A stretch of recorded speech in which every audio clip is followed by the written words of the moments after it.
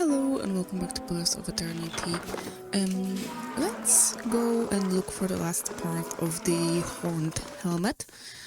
I did check out where to look for it because I am not gonna invest time to go through all of the places again, given that they are all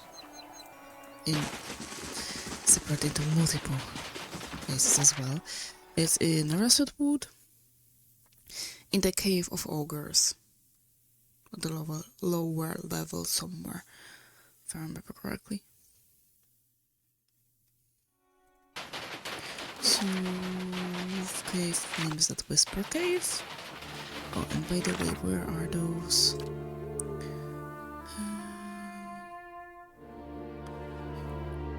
Longwood Falls, and this one is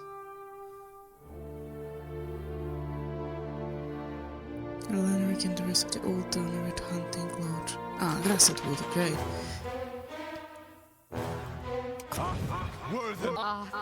That could be them.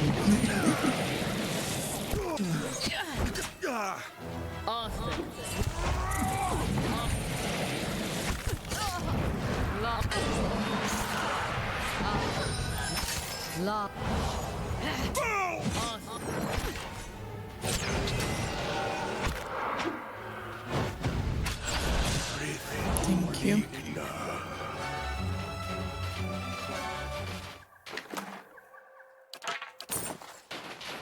I'm here. Welcome to.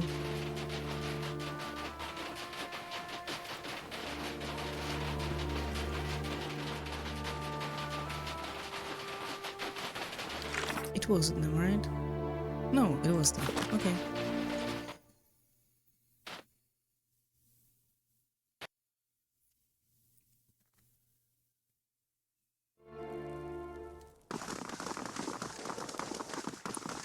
And I need to go to lower cavern.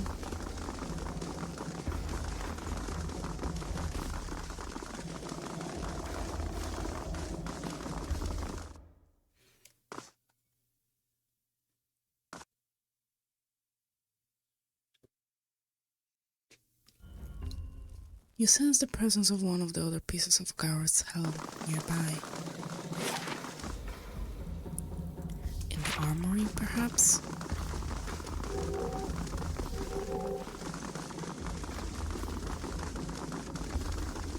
Yep, I think so. Nope.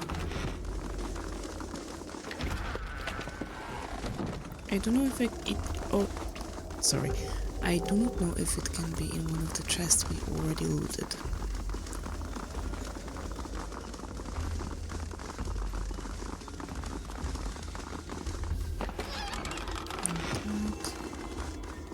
Hope that helps. Not really. Ooh.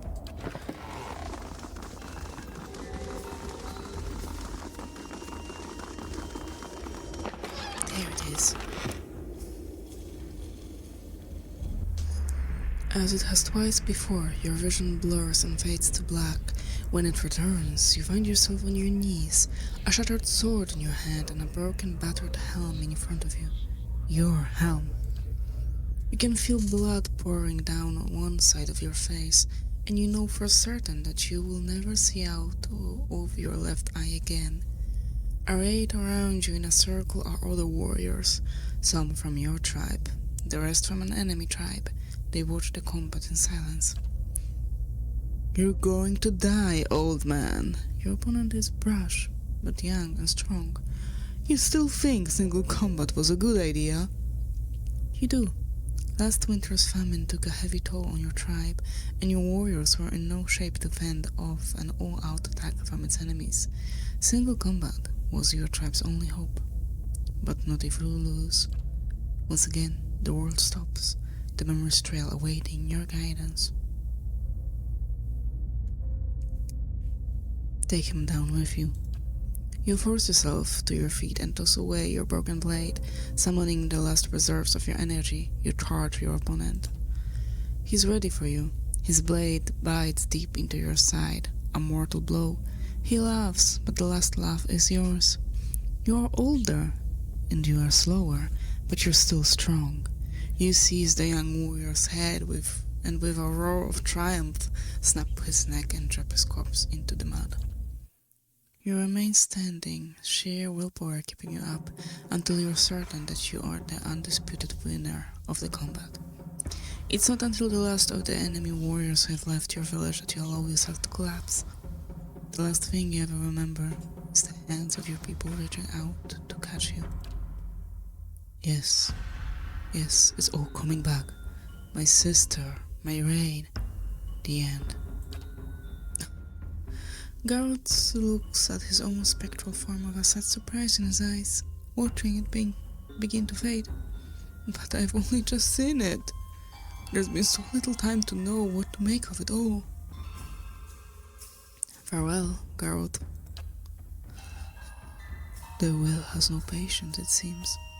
I entrust my helm to your care. You find Garrett's helm in your hands, whole and unbroken. Farewell, my friend. Lead the way. Thank you, so there is that. Your upper cavern. Wait, this way. There's that, hard bargain. And this is that. We can finish the bounty. Longwood Falls. And actually that will leave us with little to do. Again, Woodfield, Crackhold, Trials of Durance. Durance is still on it. We'll be stuck with him till the end of the game, probably.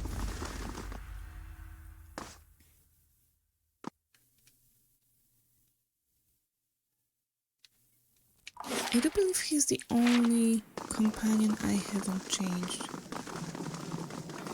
at all. He's been always with us. Continue. Though Devil of Kark was unable to find the source of the rumors plaguing Rose End and the surrounding earldom of Hellsgate, the local authorities assisted in breaking up mobs, punishing would-be murderers, and preventing more young women from being buried alive. A particularly large and violent mob at Kell Hill Cemetery required Devil of Kark to rally the local soldiers and put down the primary troublemakers. On the body of the biggest belligerent, Devil of Kark found an odd, magical rope that he intended to use on a local young woman. A wizard advised of the Erla of Hellsgate suspected that the rope had been created by the same person responsible for spreading the rumors and inciting the attacks in the first place. I need to visit Ket Noir only to bring, to take all the stuff we've collected so far. I think this will be quickest. Okay. Here. I was talking about Longwood Falls.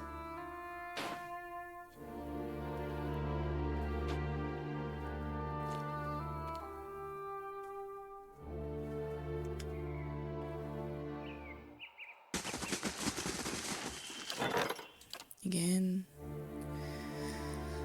Ramler and a group of death-fixated brigands attacked me as I traveled through Margrand's Fork. He proved unprepared to meet his own death and begged for imprisonment instead.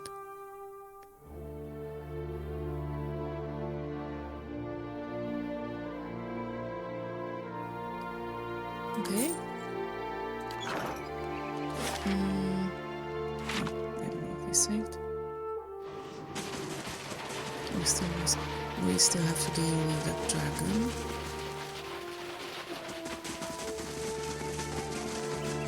But first things first, let's quickly look for those bandits. I don't know where it is.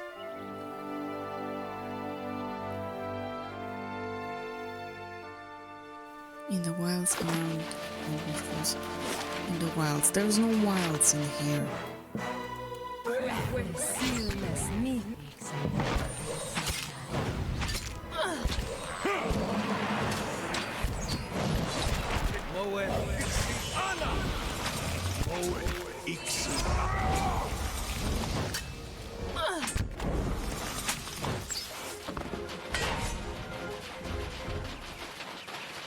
will definitely not here.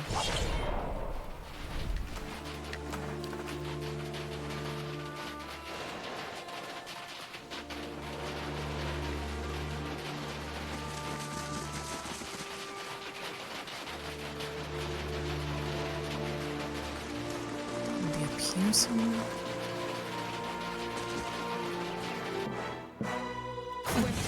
They're here.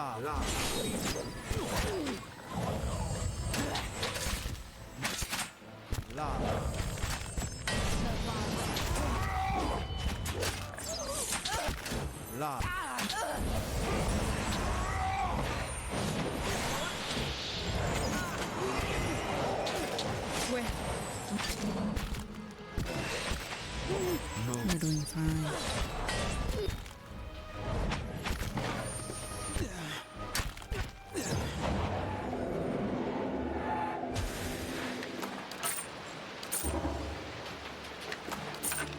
Got it. So, that is also done, and let's go to the dragon.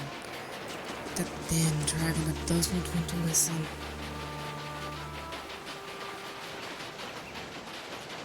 Unfortunately, I will have to go through the dialogue again.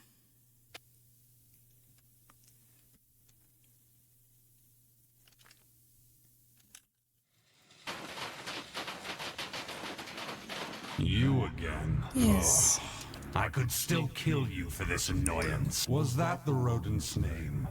I only know centuries I can never... Since I was eventually I noticed something I killed, I slaughtered. At last, only I eventually hunted down some of my missing remaining. As interesting as this conversation has been, I've had enough of it. Perhaps, yet what will you offer me if I let you go? Lies! You... Okay. For a second there, I thought we had a chance to come into agreement.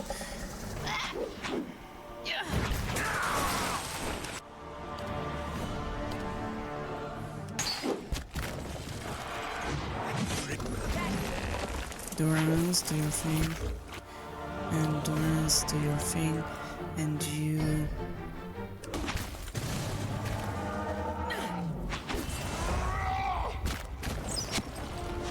I need this on the dragon. So...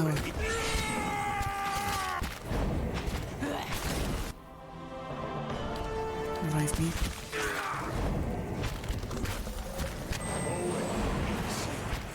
You didn't use that?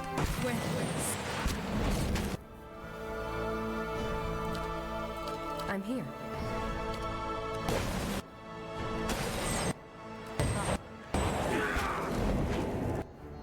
I need to run away.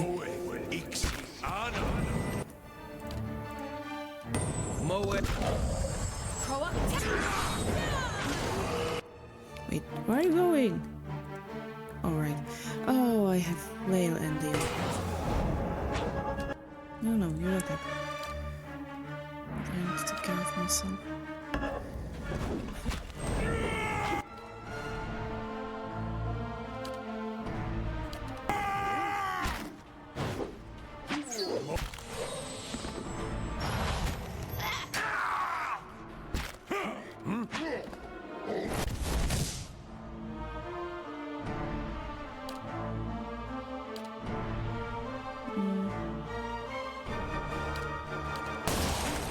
Thoughts were dulled. Heal ourselves.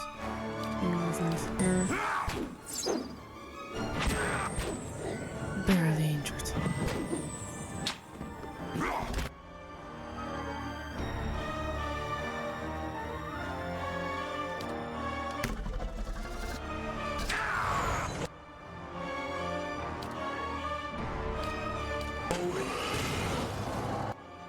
Heal yourself.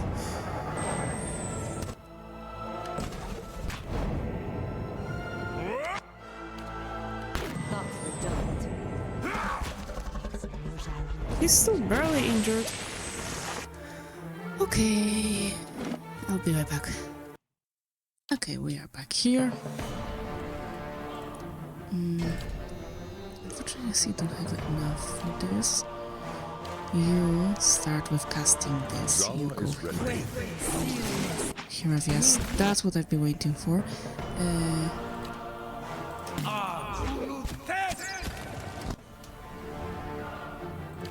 Try Plague Mind.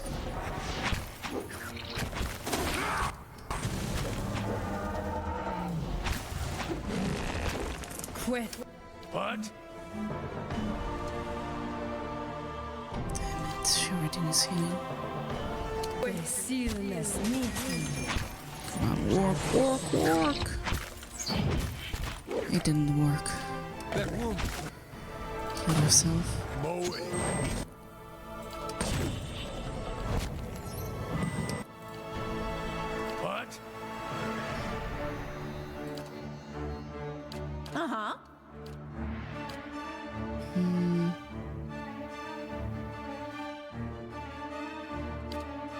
Do we have any corpse of the fallen? I don't think so.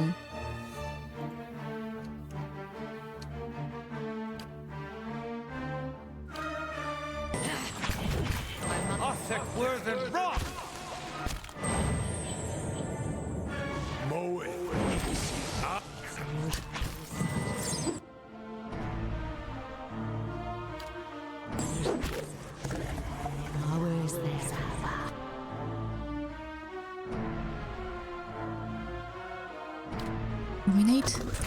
Cut them. Where are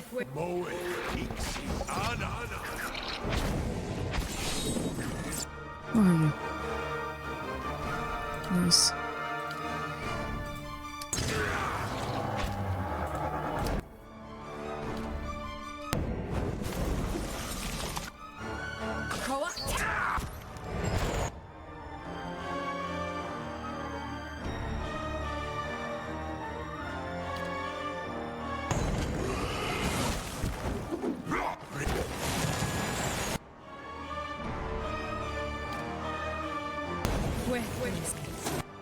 Try... Oh, no, try that.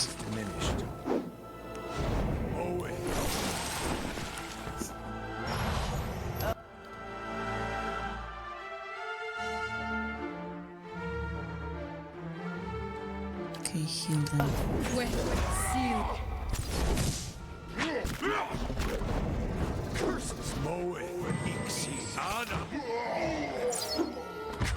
Durance was... Oh, fell in my head. Okay, no, there is no way we are killing this dragon, unfortunately. As you can see, there's simply no chance, either with this loadout or we are still too low of a level to do this. We cannot speak through this to this dragon either. So I'll leave it here for now. Simply because there's nothing I can do about it.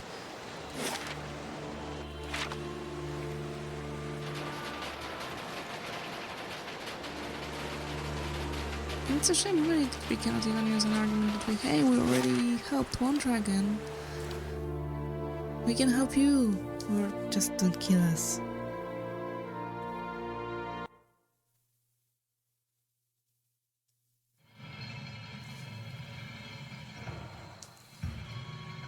Anyway, we are done with those bandits.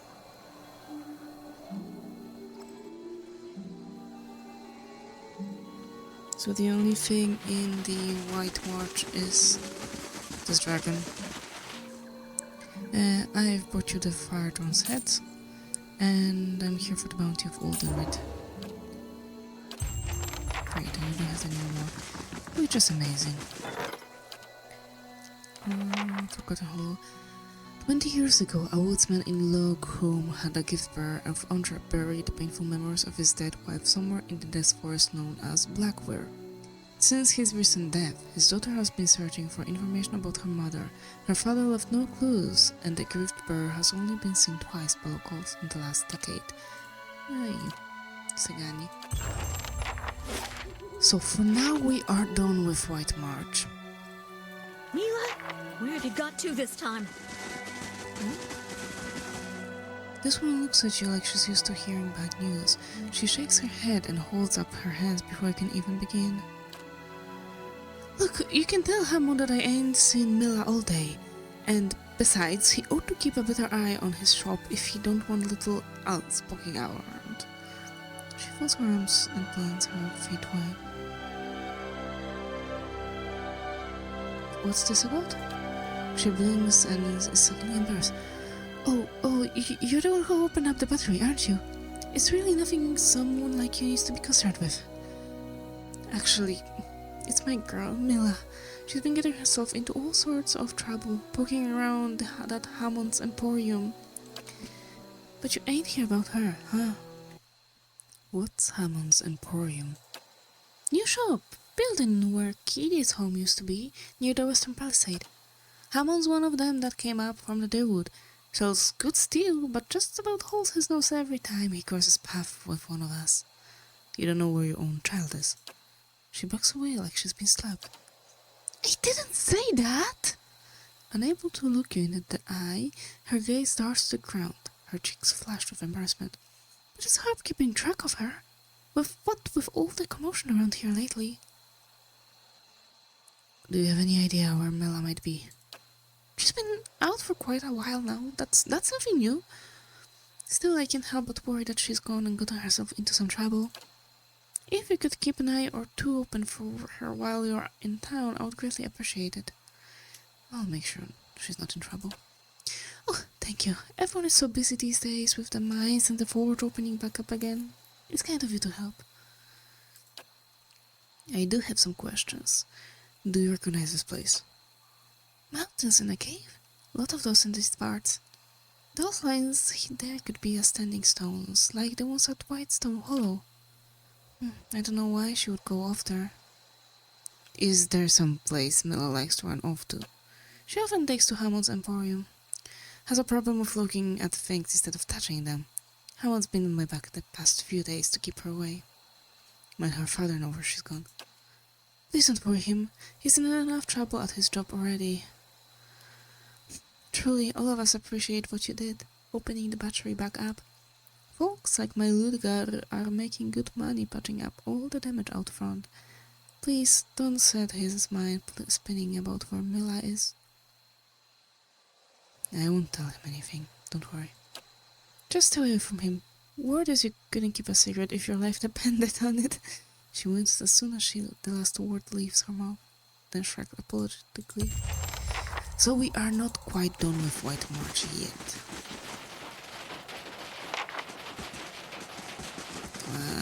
What were we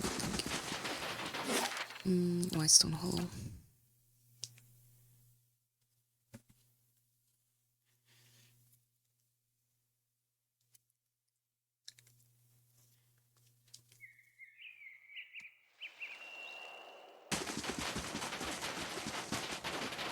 Standing stones here.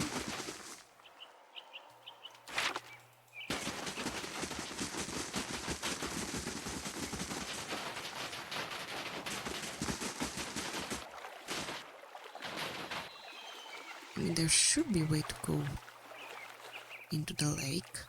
I can see this ramp down here, up here.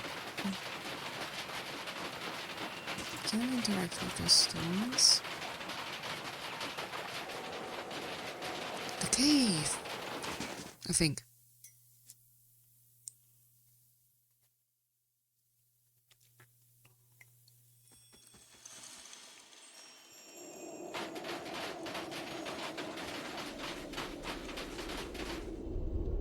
And the fox from the farmer did run and leap. Oh, what he did to those poor little sheep. Despite the girl singing, the victims around her are strangely calm. They scratch their claws in the dirt, bloodshot eyes half closed, while the girl sings and hums her song. Suddenly, she looks up and notices you. She looks around the cave, as if hoping that you're here for someone else.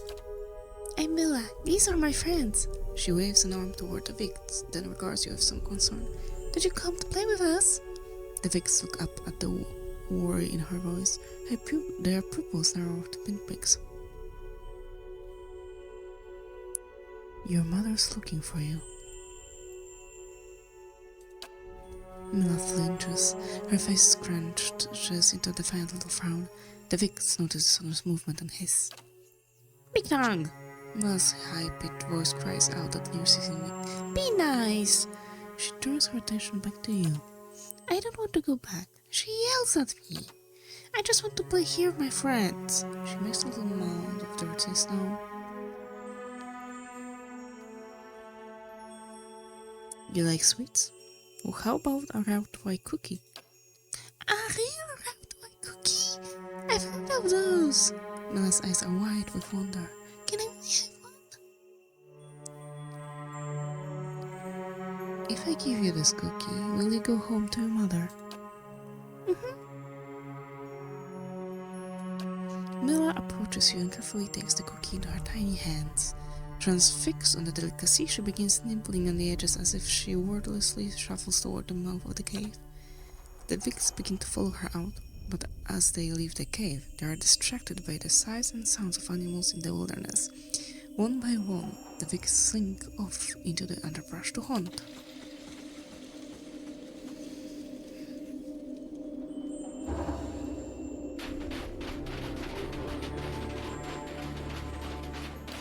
This is done. By tracking down the gift bear, Sagani was able to deduce the resting place of the girl's mother's belongings, an ancient dead oak. Unfortunately, the great tree had become the host of a large colony of wood beetles. With some careful scouting and more than a little fighting, Sagani retrieved the belongings and returned them to the girl. However, the girl realized that a curious wooden ring among the items had not belonged to her mother. She gave it to Sagani in thanks. You're welcome.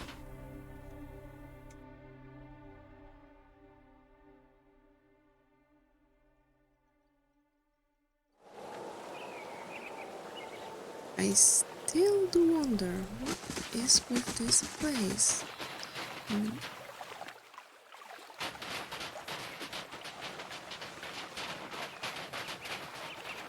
It is marked as a place of interest. There is a way down here. So in theory it should be possible to access it somehow.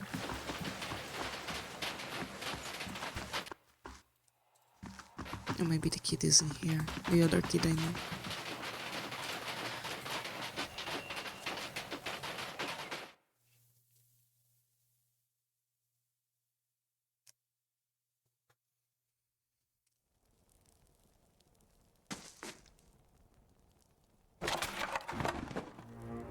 Yep, he is here, but nothing to do with him.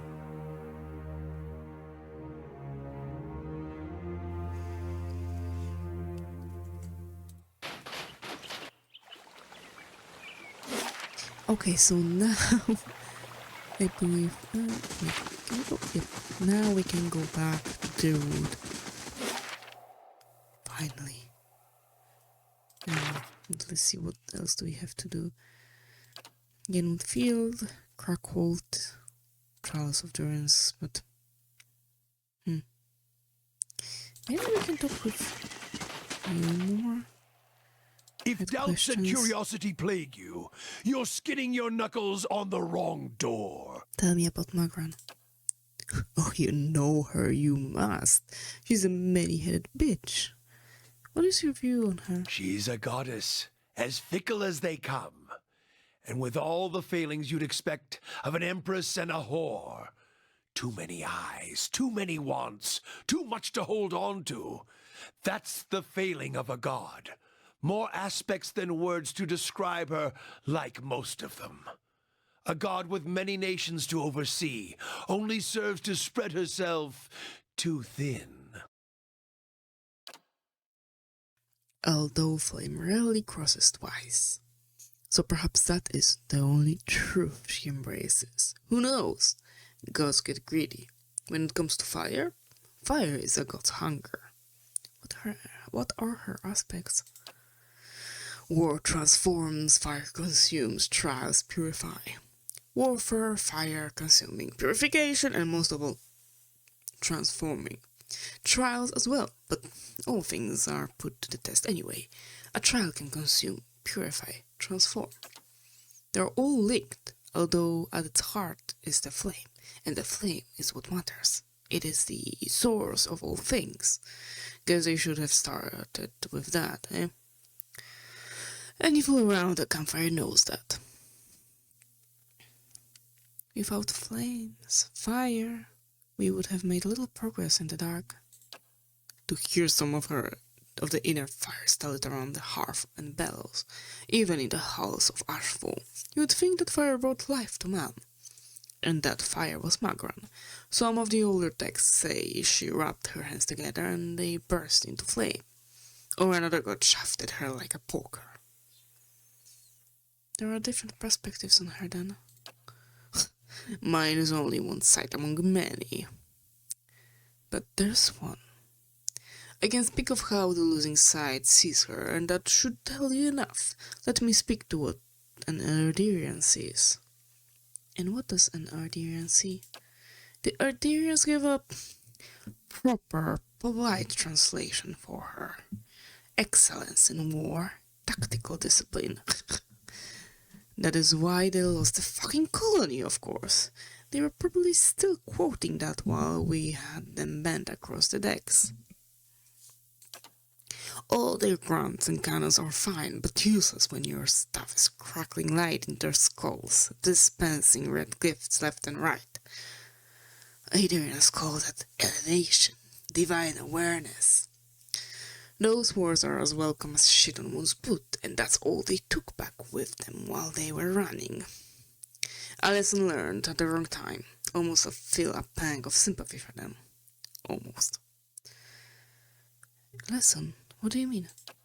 The title of a god is knowing a god, adhering to words rather than walking the path, testing yourself in the heat of it. Walk until the words are stripped away and you feel it burning in your heart.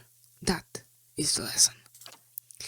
That Adarian politeness, that pretty adherence to the word of scripture, and they saw it. That burned their ship, scared them, kept them running throughout the Deerwood campaign. Divine awareness. There's no true faith in waiting to be tested. The best in battle have already shit themselves plenty, shit themselves until they would try and can focus on the killing. Okay. I suspect the answers will seed more questions. Do you have anything more about Margaret? Does she have any allies? Some, shaped for hunt and war. Abidan the Golem, Galawain and his beasts. The latter keeps us honest and awake. The other makes the tools by which we punish those who are not. I am familiar with Abaddon. Wouldn't have been surprised if you hadn't. More gods than wheat in a field, and those are only the ones of this lifetime. They come and go, but are always here at the same time. Abaddon used to look human. Got killed, then built a new body for himself. Transformation with Margaret's help. Perhaps she needed her own blacksmith to tend the fires. If so, Abaddon serves it. He's a weapon, a tool, not a god, in my mind. Still, the people of Deerwood, the cities especially, hold him dear. So be it. Although, if the reward for hard work and craftsmanship is a body like this, I'll keep my blood and my cock and hips to thrust it with. You also mentioned Galawain. Monster Father, the great hound, and as for monsters, this world has quite a bit, not just the ones on two legs. It's as if he's made monsters solely to hunt them, to remind men of their place. He's busy making more, I suspect. More monsters than sense. Variation upon variation. What do you mean? His aspects are a confusing bunch, and considering he respects reversals of fortune, especially in beasts, perhaps not so confusing. No reason why Magra and he share a bed in my eyes, even if he does believe in the trial. A filthy Orlan god in many ways, howling and mewling perhaps like they do. They can keep their beasts, I'll take fire and weapons any day. Okay. Who are her enemies? Before, When you asked about allies, well now, ally, enemy, that's a skin's edge of difference in history's eye. But there were enemies. Were. Evas. But we sorted that out. Then Hela and her queen's crown of feathers and birds. Perhaps she claims to see the world from her perch. I hope she saw what happened to Eodes, and if she dares to walk upon an earth where such fire runs. Her temples are fangs of windows and twittering music. If a bird falls, know that it's a victory. Seeing another set of darting eyes from that feathered bitch die is a pleasure to me. You bear her a lot of rage. She and her clergy offer shelter to the Euphasian since his death, his humiliation. She's next for me. Is that really all? If doubts and curiosity plague you, you're skinning your nut. It's all about her. What? If doubts and the cost of else history. Okay, I don't Tell know me. why it's still marked as if it's possible to ask you more questions about this. Heart barking, heart song, in deep air, clan fat. And none of the sick man gathered in the deep jungles. However, he is convinced that Larry, then Glenn found and Helperlis, sold him off his goods. Renner, okay. Rinaldo told me that he was sold El Radical of poor quality by Alari, a merchant in Heartsong's market. That's what I wanted to know. Heartsong market.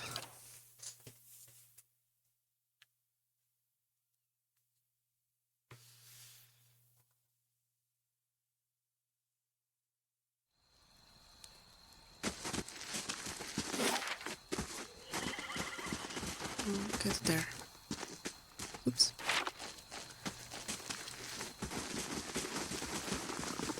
Again. Prestigious visitor. Oh, that's nice. I believe they only give us bonuses because they are visiting and they don't want anything from us.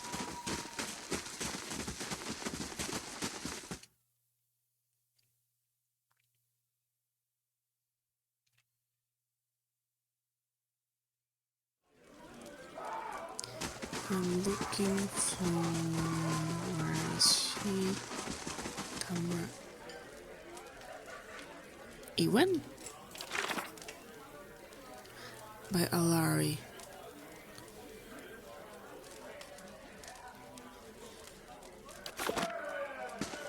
Okay, she's not here. Welcome, Miss Shamor. Alari's not here, so I'm running the shop while she's away. If you're looking for herbs, tinctures, oils, or ointments, then I got everything you'll ever need. I'm looking for Alari. Where might I find her? She lives not far from here. Climb up the stairs. At the top, there's a circle of ruins. Do you know it? It's on the north side of Heartsong, anyway. Her house is right there. The door faces those ruins. Thank you. Up the stairs, door facing ruins.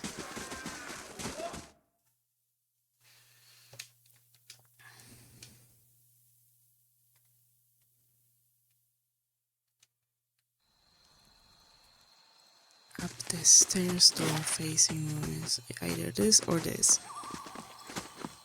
I think.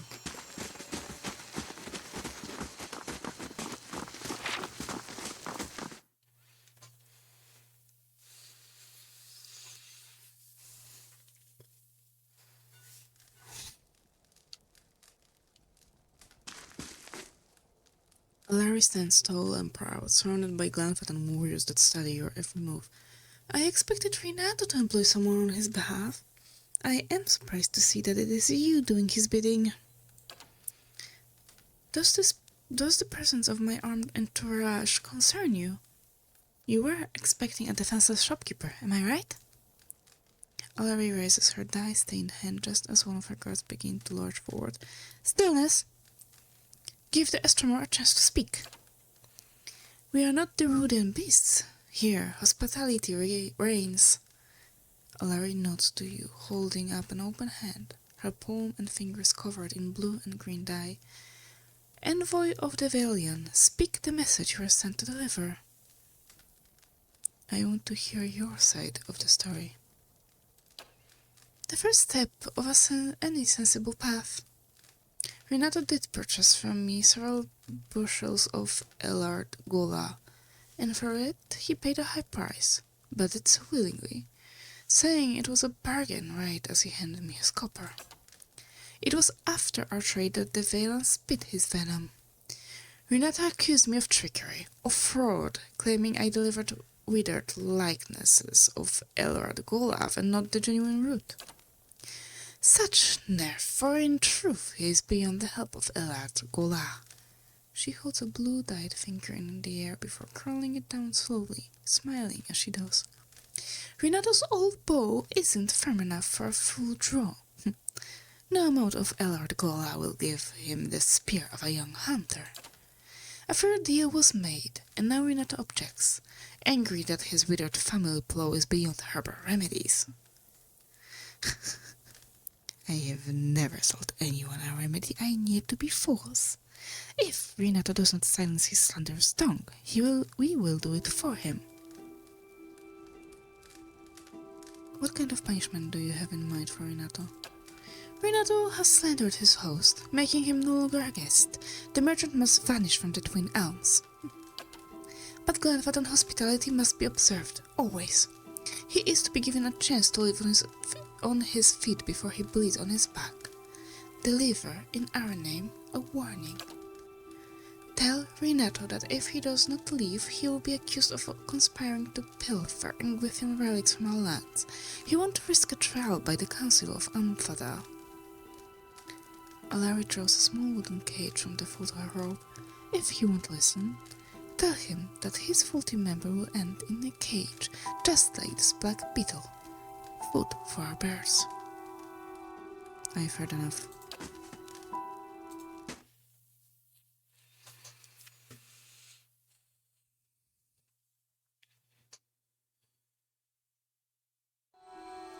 And as I remember, he is somewhere here.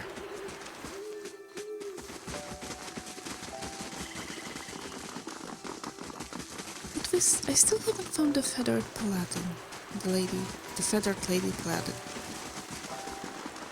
I wonder why. Hail and well met. Alari gave me this beetle in a cage for you. She said your problem would end in the same place if you continued your stay in Twin Elms. Renato's face turns bright at the sight of the gift. Insufferable witch! She can shove that beetle in her fetid mating hole! Gesticulating with every word, spit flies from Renato's mouth as his voice grows louder. Hair and her face being facts would pay for this insult. He reaches out to strike the cage out from your hands. I wouldn't do that. Renato swings at the cage but strikes your forearm instead. The trapped insect falls harmlessly on the ground. Renato turns to face you, his face flushed with rage. Medico! The Valen merchant shouts at the top of his lungs. Savage, filthy animals! The distant city will burn! You hear a whistling sound from nearby. I'll kill you! Renato's voice gurgles mid-sentence. The tip of an arrow, gleaming red, protrudes from his throat. The merchant quivers in a quick spasm, flailing his arms. He drops to his knees, spurts of blood flowing down his chest. You look up and notice a Glenfathan archer approaching the scene.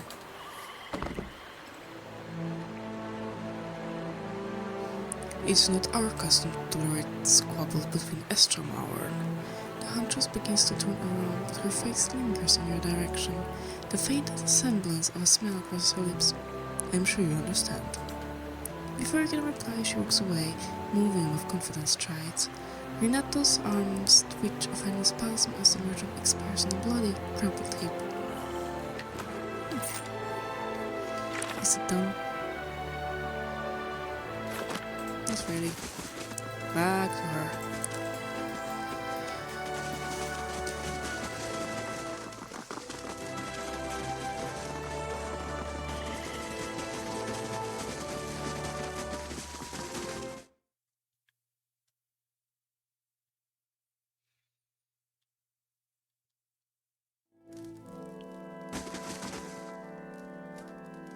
Renato won't trouble you anymore. He's dead.